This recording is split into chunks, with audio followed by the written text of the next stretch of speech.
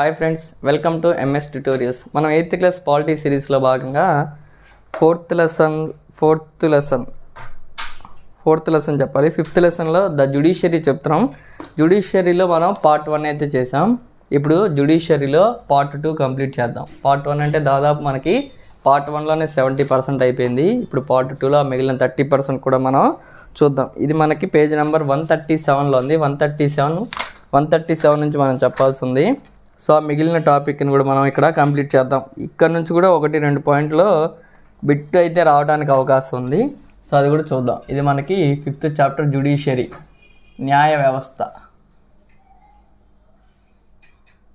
వ్యవస్థలో ఇది పార్ట్ 2 అనమాట. సో ఇక్కడ చూడండి, మనకి ఈ చాప్టర్లో మనకి ఈ జ్యుడిషియరీలో ముఖ్యంగా ఉంది ఏంటంటే మనకి పిల్ గురించి ఉంది. పిల్ అంటే పబ్లిక్ ఇంట్రెస్ట్ లిటిగేషన్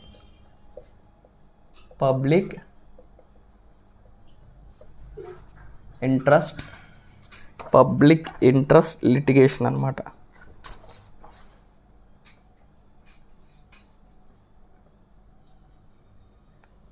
ఇది మనకి డైరెక్ట్గా అబ్రివేషన్ అయినా అడగచ్చు, లేకపోతే దీని గురించి అయినా అడగచ్చు. సో మనం ఇప్పుడు ఈ టాపిక్ని పిల్తో స్టార్ట్ చేద్దాం. దీన్ని తెలుగులో ఏమంటారంటే ప్రజా ప్రయోజనాల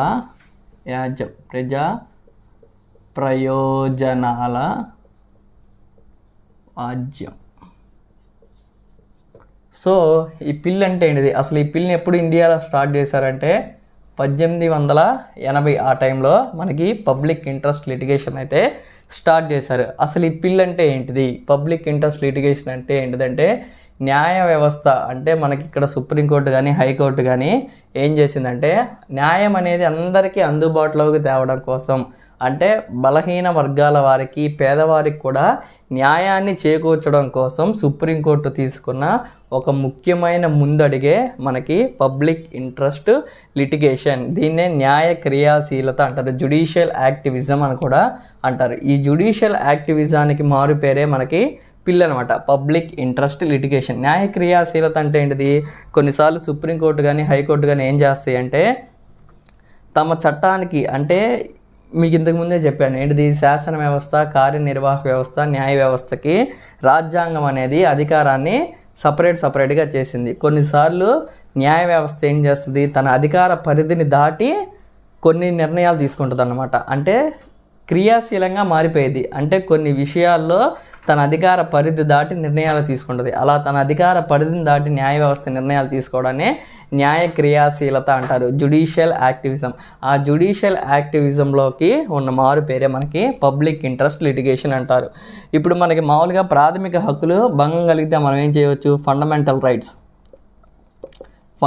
రైట్స్ లేదా ప్రాథమిక హక్కులు మనకి, మీకు ఇంతకుముందు చెప్పాను, ప్రాథమిక హక్కులు మనకి భంగం కలిగితే ఆర్టికల్ 32 ప్రకారం మనం డైరెక్ట్గా హైకోర్టుకు కానీ సుప్రీంకోర్టుకు కానీ వెళ్ళవచ్చు. అయితే మామూలుగా 1980s ముందు ఏం జరిగేది? ప్రాథమిక హక్కులు నాకు భంగం కలిగితే నేను మాత్రమే సుప్రీంకోర్టుకు కానీ హైకోర్టుకు కానీ వెళ్ళాలి. అంటే ఏ వ్యక్తికి అయితే ప్రాథమిక హక్కులకు భంగం కలుగుతుందో ఆ వ్యక్తులు మాత్రమే తమ యొక్క వ్యాజ్యాలని సుప్రీంకోర్టులో కానీ హైకోర్టులో కానీ వేయాలన్నమాట. అయితే ఇప్పుడు కొంతమంది పేదవారు కానీ నిరక్షరాస్యులు కానీ బలహీన వర్గాల వారు కానీ వాళ్ళకి అసలు సుప్రీంకోర్టులో అసలు కేసులు ఎలా వేయాలి, హైకోర్టులో కేసులు వేయాలి, కేసులు వేయటం వాటికి ఇంగ్లీష్లో వేయాలి. ఆ ఇంగ్లీష్ నాలెడ్జ్ ఉండకపోవచ్చు నిరక్షరాస్యుల వల్ల, అలాగే డబ్బు కూడా ఉండకపోవచ్చు. ఇది చాలా పెద్ద ప్రాసెస్తో కూడుకుంది. సో అటువంటి వ్యక్తులు అనేవాళ్ళు న్యాయాన్ని పొందడానికి సుప్రీంకోర్టుకు కానీ కోర్టులకు కానీ వెళ్ళడానికి విముఖత చూపిస్తారు. అటువంటి విముఖత చూపించే వ్యక్తులకు కూడా న్యాయాన్ని అందించడం కోసం న్యాయ వ్యవస్థ తీసుకొచ్చిందే ఈ పబ్లిక్ ఇంట్రెస్ట్ లిటిగేషన్. అంటే ఏ వ్యక్తులకైతే ప్రాథమిక హక్కులు దెబ్బతింటాయో ఆ వ్యక్తులు లేదా ఆ వ్యక్తుల తరపున ఒక సంస్థ కానీ వేరొకరు కానీ వేసే దావాలను ఏమంటారంటే పబ్లిక్ ఇంట్రెస్ట్ లిటిగేషన్ అంటారు. అయితే ఈ పబ్లిక్ ఇంట్రెస్ట్ లిటిగేషన్ వేసేటప్పుడు కొన్ని ముఖ్యమైన పాయింట్లను అయితే మనం ముందుగా గమనించాలి. ఏంటిది? ఇది వ్యక్తిగత విషయాలకి పబ్లిక్ ఇంట్రెస్ట్ లిటిగేషన్స్ని వేయకూడదు. వ్యక్తిగత విషయాలు ఈ పబ్లిక్ ఇంట్రెస్ట్ లిటిగేషన్కి రావు. ఏ విషయాలు వస్తాయి? సమూహాలకు సంబంధించిన ప్రాథమిక హక్కులు దెబ్బతిన్నప్పుడు సమూహాలకు సంబంధించిన ప్రాథమిక హక్కులు దెబ్బతిన్నప్పుడు మాత్రమే పిల్ వేయాలి. ఫర్ ఎగ్జాంపుల్, నా ప్రాథమిక హక్కు ఏదైనా దెబ్బతిందనుకో, దాన్ని నేను కోర్టులో వ్యాజ్యం వేయవచ్చు, కానీ అది పిల్ కిందకి రాదు. సో అట్లా కాకుండా ఒక 20-30 లేదా ఒక 100 మంది పిల్లల్ని వెట్టి చాకిరికి గురి చేస్తూ ఉన్నారనుకోండి, అటువంటి పిల్లలు కోర్టులో వ్యాజ్యం వేయరు. ఆ పిల్లల తరపున నేను వెళ్ళి వ్యాజ్యం వేసాను అనుకోండి, అది దేని కింద వస్తుంది అంటే పిల్ కింద వస్తుంది. Public interest litigation. ఇప్పటికే మీకు అర్థమయ్యి ఉంటుంది ఏంటిది పబ్లిక్ ఇంట్రెస్ట్ లిటిగేషన్ అంటే. ప్రాథమిక హక్కులు దెబ్బతింటున్న సమూహాల తరపున అందులో ఉన్న వ్యక్తులు కానీ, లేకపోతే ఎవరైనా స్వచ్ఛంద సంస్థలు కానీ, వేరొక వ్యక్తులు కానీ సుప్రీంకోర్టులో వ్యాజ్యం వేస్తే అది పిల్ కిందకి వస్తుంది. Public interest litigation.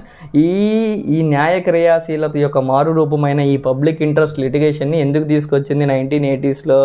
ఎందుకంటే అందరికీ న్యాయాన్ని చేకూర్చడానికి, అందరి ప్రాథమిక హక్కులని రక్షించడం కోసం సుప్రీంకోర్టు వేసిన ముందడిగే పబ్లిక్ ఇంట్రెస్ట్ లిటిగేషన్.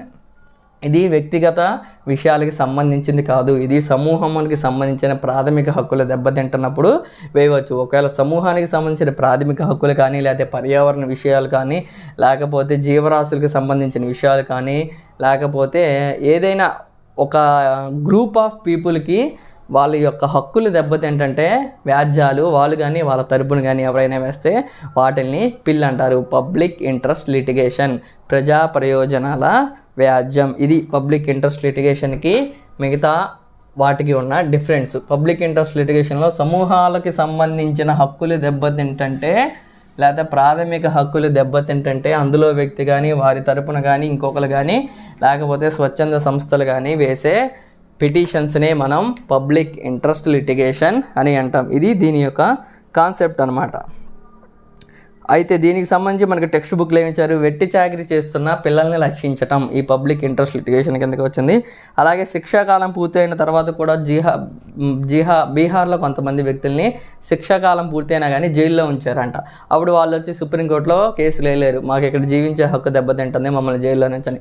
వాళ్ళ తరపున ఎవరొకరు స్వచ్ఛంద సంస్థ కానీ, ఎవరొకరు సమాజ సేవకులు కానీ వాళ్ళ తరపున వ్యాజ్యం వేస్తారు. అది పిల్లి కిందకి వెళ్తుంది, ఎందుకంటే సమూహానికి సంబంధించిన వ్యక్తుల యొక్క హక్కులు దెబ్బతింటున్నాయి కాబట్టి ఇటువంటివన్నీ పిల్లి కిందకి వస్తాయి. ఇంకొక ఎగ్జాంపుల్ ఏంటి మనకి ఇక్కడ?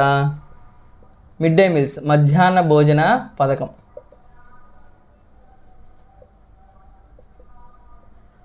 మనకి మధ్యాహ్న భోజన పథకం ఎలాగ వచ్చింది? మధ్యాహ్న భోజన పథకం కూడా మనకి పబ్లిక్ ఇంట్రెస్ట్ లిటిగేషన్ ద్వారానే స్కూళ్ళలో మధ్యాహ్న భోజన పథకాన్ని కూడా అమలు చేస్తున్నారు. సో దాని గురించి మనకి ఇక్కడ ఒకటి ఇచ్చాడు, అయితే చూడండి. దీని గురించి మనకి ఫస్ట్ ఇక్కడ కొన్ని పాయింట్స్ అయితే ఇచ్చాడు. 2001వ సంవత్సరంలో మనకి రాజస్థాన్ మరియు ఒరిస్సాలో కరువు సంభవించింది. ఈ మధ్యాహ్న భోజన పథకం ఎలా వచ్చిందో మనకి కొన్ని పాయింట్స్ ద్వారా అయితే స్టెప్స్ వారికి ఇచ్చాడు. సో మీరు ఒకసారి అదే గమనించాలి. రాజస్థాన్ మరియు ఒరిస్సాలో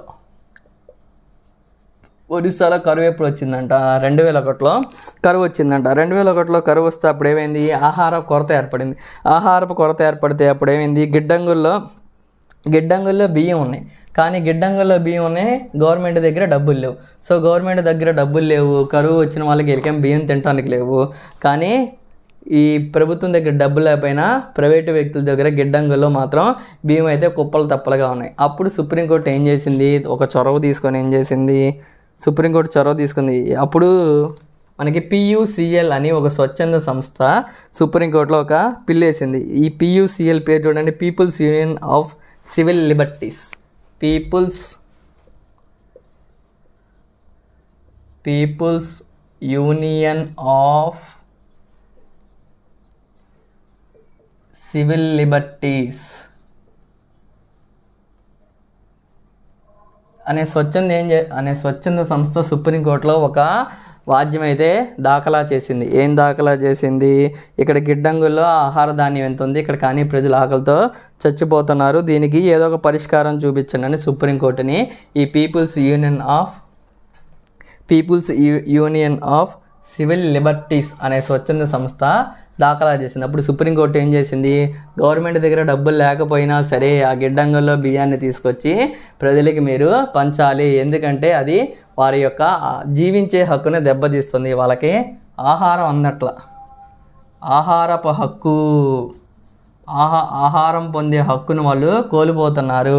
ఈ ఆహారపు హక్కు అనేది కూడా జీవించే హక్కులే ఒక భాగం అని సుప్రీంకోర్టు తీర్పు చెప్పింది. జీవించే హక్కు ఆర్టికల్ 21కి సంబంధించిన జీవించే హక్కులో ఆహారపు హక్కు అనేది ఒక భాగం. ఆ హక్కుని గవర్నమెంట్ తమ దగ్గర డబ్బులు లేవని నిరాకరించకూడదు పౌరులకి అని Supreme Court people's union of liberty ఒక పిల్ వేయటం ద్వారా సుప్రీంకోర్టు ఈ తీర్పు చెప్పిందనమాట.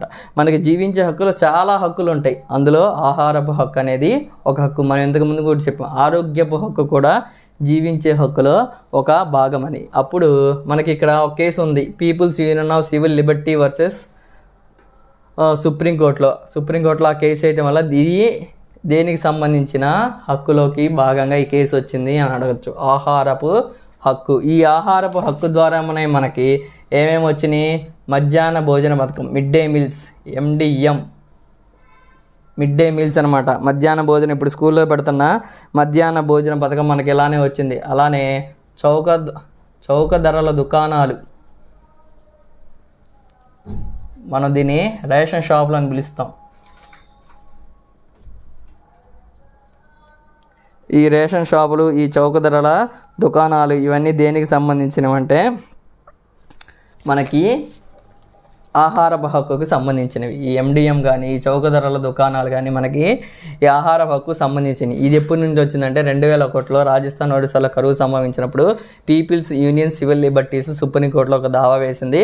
అదే పబ్లిక్ ఇంట్రెస్ట్ లిటిగేషన్. ఎందుకంటే గ్రూప్ ఆఫ్ పీపుల్కి ఒక ప్రాథమిక హక్కు అయితే భంగం కలుగుతుంది, అదే ఆహారపు హక్కు జీవించే హక్కులో ఒక భాగమని ఈ కేసు సందర్భంగా సుప్రీంకోర్టు తీర్పునిచ్చింది. అప్పటి నుంచి మనకి మధ్యాహ్న భోజన పథకం ఏమో స్కూల్లో పెట్టమని ఆర్డర్ వేసింది. అలాగే బిలో పావర్టీ లైన్ పేదరిక లైన్కి దిగువన ఉన్న వారికి చౌక ధరల లేదా రేషన్ షాపుల ద్వారా ఇంటింటికి ఆహారాన్ని అందించమని సుప్రీంకోర్టు చెప్పిందనమాట. అప్పుడు మనకి ఇక్కడ ఇంకొక అప్పటి నుంచి మనకి ఈ MDM కానీ చౌక ధరల ద్వారా మనకి రేషన్ షాపుల ద్వారా బియ్యము, కందిపప్పులు, నిత్యావసరాలు అయితే ఇవ్వటం జరుగుతుంది. సో ఇది మనకి పిల్లికి సంబంధించిన టెక్స్ట్ బుక్లో ఇచ్చిన ఎగ్జాంపుల్స్. అలానే పిల్లికి సంబంధించి దేన్ని పిల్లిగా స్వీకరించాలో నేను దీనికి ముందు మీకు చెప్పాను అనమాట. ఇప్పుడు మనకి ఇక్కడ ముఖ్యమైన పాయింట్ ఏంటిది? రాజ్యాంగంలో ఆర్టికల్ 21లో ఆహారపు హక్కు అనేది అంతర్భాగంగా ఉందని మనకి సుప్రీంకోర్టు ఒక తీర్పునైతే ఇచ్చింది. అది ముఖ్యమైన పాయింట్. అలానే ఇక్కడ మనకి జీవన ఉపాధి కూడా జీవించే హక్కులో ఒక భాగమని మనకి ఇక్కడ ఒక కేసును అయితే డీటెయిల్గా ఇచ్చాడు. ఇప్పుడు ఆ కేసు గురించి చూద్దాం. ఇది పిల్లి గురించి. ఇప్పుడు జీవించే హక్కు ఆర్టికల్ 21లో జీవన ఉపాధి పొందే హక్కు కూడా ఒక భాగం అని మనకి ఇక్కడ సుప్రీంకోర్టు చెప్పడం జరిగింది. ఒకసారి ఆ కేసు చూద్దాం. మనకి ఆ కేసు 1985లో ఆ కేసు అయితే వచ్చింది. ఇది కూడా ఇంపార్టెంటే. ఓల్గా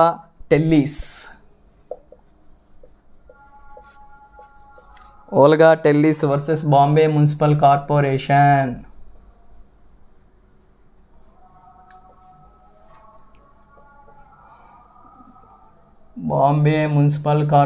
ఒకసారి దీని గురించి కూడా నేను డీటెయిల్గా షార్ట్ కట్లో చెప్పేస్తాను, ఒకసారి వినండి. జీవన ఉపాధి, లైవ్లీహుడ్ అనమాట. జీవన ఉపాధి అంటే పని కల్పించడం, లైవ్లీహుడ్. జీవన ఉపాధి పొందడం కూడా జీవించే హక్కులో ఒక భాగం. ఆర్టికల్ 21కి సంబంధించిన జీవించే హక్కులో కూడా జీవన ఉపాధిలో ఒక భాగమని మనకి సుప్రీంకోర్టు ఏ కేసులో చెప్పిందంటే Olga Tellis versus Bombay municipal corporation అనే కేసులో అయితే మనకి చెప్పింది. ఇక్కడ ఈ కేసులో మనకి సుప్రీంకోర్టు ఏం చెప్తుంది? ఈ బాంబే మున్సిపల్ కార్పొరేషన్లో మురికివాడల్లో కొంతమంది ప్రజలు నివసిస్తున్నారు. మురికివాడల్లో నివసించే ప్రజల్ని ఖాళీ చేయించమని ఒక వ్యక్తి అయితే సుప్రీంకోర్టులో దావా వేస్తాడు. దావా వేయడం వల్ల సుప్రీంకోర్టు అప్పుడు ఏం చెప్పింది? ఈ మురికివాడల్లో ఖాళీ చేస్తారు. అప్పుడు వాళ్ళకి సపోర్ట్గా ఓల్గా టెల్లిస్ అనే ఆమె ఈ బాంబే మున్సిపల్ కార్పొరేషన్ మీద మళ్ళీ పిటిషన్ వేసింది. ఆయన ఏం చేస్తాడు? ఒక వ్యక్తి బాంబే కార్పొరేషన్ ద్వారా వీళ్ళని అక్కడ నుండి తొలగించమని కోరతాడు. అయితే వీళ్ళ తరపున ఓల్గా టెల్లీస్ ఒక పబ్లిక్ ఇంట్రెస్ట్ లిటిగేషన్ అనేది వేయటం వల్ల ఓల్గా టెల్లీస్ మున్సిపల్ కార్పొరేషన్ మీద సుప్రీంకోర్టులో వేయటం వల్ల సుప్రీంకోర్టు ఏం చెప్పింది, మురికివాడల్లో ప్రజలు అక్కడ మురికివాడల్లో ప్రజలు నివసిస్తున్నారంటే వాళ్ళకి ఇంకెక్కడ నివసించడానికి అవకాశం లేదు. మురికివాడల్లో నివసిస్తున్నారంటే వాళ్ళు అక్కడ దగ్గరలో ఉన్న ఒక పట్టణంలో జీవన ఉపాధి పొందుతున్నారు, అంటే వాళ్ళు ఇక్కడ పనిని పొందుతూ వాళ్ళు ఆ పనికి దగ్గరలో ఒక మురికివాడలో నివసిస్తున్నారు. ఒకవేళ వాళ్ళని ఇక మురికివాడ నుంచి ఖాళీ చేయించినట్లయితే వాళ్ళు ఈ పనిని పొందడానికి చాలా దూర ప్రాంతాలకు నెట్టివేయబడతారు. అప్పుడు వాళ్ళు ఈ పనిని కోల్పోయారంటే వాళ్ళ యొక్క జీవన ఉపాధి అనేది కోల్పోతుంది, వాళ్ళు అప్పుడు జీవించలేరు. సో వాళ్ళని అక్కడ మురికివాడలో మనం అక్కడ నుంచి తీసివేస్తే వాళ్ళ యొక్క జీవించే హక్కు దెబ్బతింటుంది అని supreme court Olga Tellis versus municipal corporation కేసులో తీర్పునిచ్చింది. అయితే ఇప్పుడు టెక్స్ట్ బుక్లో మనకి ఇంకేమి ఇచ్చాడు, తర్వాత వస్తున్న కేసులు అంట కొన్ని సందర్భాల్లో మురికివాడల్లో నుంచి ప్రజలను కూడా తొలగించారంట. అయితే ఇప్పుడు మురికివాడల్లో ప్రజలను తొలగించాలా లేదా అనేది అక్కడ ఉన్న సిచ్యువేషన్ బట్టి కోర్టు అనేది తీర్పులు ఇస్తూ ఉంటుంది అని చెప్పాడు. కానీ ఇక్కడ ఈ కేసు పర్టికులర్గా ఎందుకు ఇచ్చాడంటే మురికివాడల్లో ప్రజలను తీయించేస్తే వాళ్ళ యొక్క జీవన ఉపాధిని కోల్పోతారు, అంటే వాళ్ళ జీవించే హక్కు దెబ్బతింటుంది, అందువల్ల అక్కడ మురికివాడల్లో వ్యక్తుల్ని తొలగించవద్దని ఓల్గా టెల్లీస్ వర్సెస్ బాంబే మున్సిపల్ కార్పొరేషన్లో మనకి తీర్పు రావటం అయితే జరిగింది. ఇక్కడ మనం గుర్తుపెట్టుకోవాల్సింది Olga Tellis versus Bombay municipal corporation అని మనకి ఇస్తే అది జీవనోపాధికి సంబంధించిన కేసు. జీవన ఉపాధి అనేది జీవించే హక్కులో ఒక అంతర్భాగం అని మనకి ఏ కేసులో చెప్పాడు అంటే Olga Tellis versus Bombay municipal corporation. So మీరు అది అక్కడ గుర్తుపెట్టుకోవాలి. అలానే మనకి ఇక్కడ ఒక చట్టం కూడా ఇచ్చాడు చూడండి, వీధి వ్యాపారుల స్ట్రీట్ వెండర్స్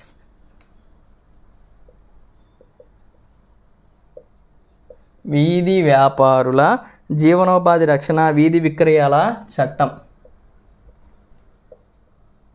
జీవనోపాధి రక్షణ వీధి విక్రయ నియంత్రణ చట్టం ఏ సంవత్సరం అడుగుతాడు, ఏ సంవత్సరం ఇచ్చాడు మనకి? ఇది 2014లో వచ్చింది, గుర్తుపెట్టుకోవాలి, ఇది ఇంపార్టెంట్ పాయింట్. సో మనకి ఇక్కడ ఇది అయిపోయిన తర్వాత మనకి ఇక్కడ ఒక ముఖ్యమైన టేబుల్ అయితే ఇచ్చాడు. ఆ టేబుల్ని ఒకసారి చూడండి.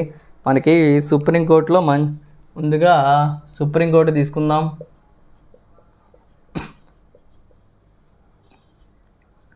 సుప్రీంకోర్టు ఇందులో శాంక్షన్ పోస్ట్ మంజూరైన పోస్టులు 34, ప్రస్తుతం పనిచేస్తున్న వాళ్ళు ఎంతమంది అంటే 34. నెక్స్ట్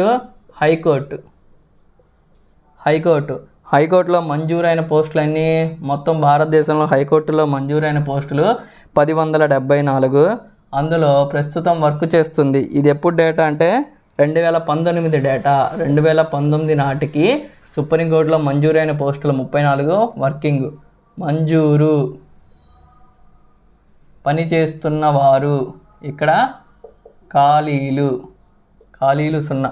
మరి ఇక్కడ ఎన్ని ఖాళీలు ఉన్నాయి? హైకోర్టులో 424 ఖాళీలు ఉన్నాయి, అంటే అన్ని పోస్టులు ఫిల్ చేయాలి. నెక్స్ట్ జిల్లా కోర్టులు లేదా సబార్డినేట్ కోర్టులు, ఇందులో మొత్తం పోస్టులు ఎన్ని? 22,644. అయితే ఇందులో ఎన్ని పోస్టులు ఫిల్ అయినాయి అంటే 17,509. ఇంకా ఎన్ని ఖాళీలు ఉన్నాయి అంటే 5,135 ఖాళీలు ఉన్నాయి. ఈ టేబుల్ అనేది మనకి చాలా చాలా ఇంపార్టెంట్, మీరు గుర్తుపెట్టుకోవడానికి ట్రై చేయాలన్నమాట. సుప్రీంకోర్టు ఈజీగా గుర్తుపెట్టుకోవచ్చు, హైకోర్టుది కూడా ఒకసారి 1కి 2-3 సార్లు చదవండి, ఈజీగా అయితే మీకు గుర్తుండిపోతుంది అనమాట.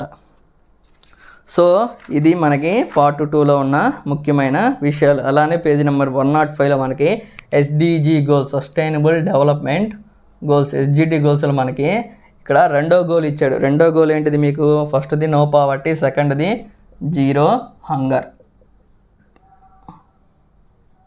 ఇది ఎస్జిడి గోల్స్ ఈ చాప్టర్లో ఇచ్చింది. సో ఇది ఇంపార్టెంట్ అనమాట. ఇది ఫ్రెండ్స్ మనకి 5th చాప్టర్లో జ్యుడిషియరీకి సంబంధించిన పార్ట్ 2. పార్ట్ 1 ఆల్రెడీ మనం చెప్పేసాం, ఇది పార్ట్ 2. నెక్స్ట్ ఇది 5th చాప్టర్, ఇది అయిపోయిందిగా. ఇంతకుముందు మన 4th చాప్టర్ అయితే చేయలేదు. నెక్స్ట్ వీడియోలో మీకు 4th చాప్టర్ని అప్లోడ్ చేస్తాను. ఆ తర్వాత మళ్ళీ కంటిన్యూగా 6th నుంచి 10th వరకు అయితే చాప్టర్స్ సింగిల్ వీడియోలో చేయడానికి ట్రై చేస్తాను. ఒకవేళ వీడియో లెంతీ అయినప్పుడు మాత్రమే మనం పార్ట్ 2గా రిలీజ్ చేయడం జరుగుతుంది. సో మీ అందరూ మన ఛానల్ని సబ్స్క్రైబ్ చేసుకోండి. అలానే నేను ఈ చాప్టర్స్ అన్నిటికి సంబంధించిన ఫ్రీ టెస్ట్లు అయితే మన యాప్లో అప్లోడ్ చేయడం జరిగింది. సో మీరు యాప్ డౌన్లోడ్ చేసుకోండి, ఈ లెసన్స్ వినండి, ఫ్రీ టెస్ట్లు అయితే మీరు ఒకసారి ప్రాక్టీస్ చేయవచ్చు. ఓకే, నేను ఈ కింద టెలిగ్రామ్ లింక్ ఇస్తాను. మీరు ఎవరైనా జాయిన్ అవ్వకపోతే టెలిగ్రామ్లో జాయిన్ అవ్వండి. ఏమైనా అప్డేట్స్ ఉంటే ఎప్పటికప్పుడు ఆ టెలిగ్రామ్ గ్రూప్లో తెలియజేయడం జరుగుతుంది. Okay friends.